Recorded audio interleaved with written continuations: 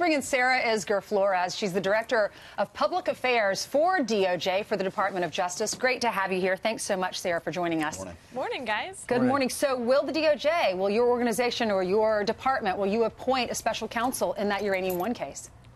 Well, President Trump wanted a strong Department of Justice, and he wanted to restore the rule of law at the Department of Justice. And that means not confirming or denying investigations, and it means pursuing allegations without regard to political bias or ideology or anything like that. And so what we've said is that we're bringing in federal prosecutors to review all the investigations that we have going on, and that includes reviewing the decision of whether to have a special counsel or not. But I do think it's so important for your viewers to know that the Department of Justice conducts thousands upon thousands of investigations all the time.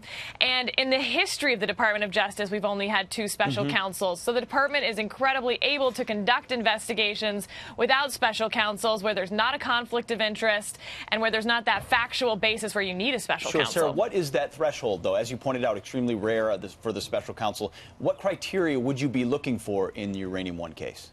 Well, so one criteria is a conflict of interest. Is there no prosecutor, including the 94 U.S. attorney districts, that can handle an investigation? The other one is extraordinary circumstances, which is sort of an amorphous, standard, but again, would have to be just incredibly extraordinary, where no U.S. attorney could possibly do it. Well, Sarah, let us ask you this then, because it's hard.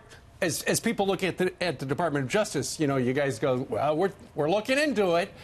We don't see much going on. So who's determining whether or not there would be a special counselor? Because as we have detailed on this program and across the channel as well, a lot of the people at the Department of Justice were there during the Hillary Clinton as Secretary of State years and during the Obama administration.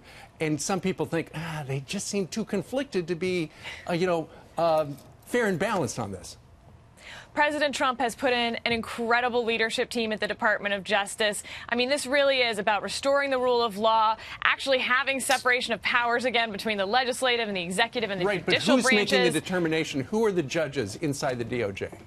Sure. Well, let's start at the top. So we have Attorney General Jeff Sessions. This guy is a conservative stalwart who served in the Senate for 20 years. You have Rod Rosenstein, a career prosecutor who has brought some very important cases during his time in Maryland. But don't forget, you also now have Chris Wray in charge of the FBI. This is Donald Trump's nominee to the FBI, who is now overseeing all of the investigations at the FBI, and someone who has a long and distinguished career as well.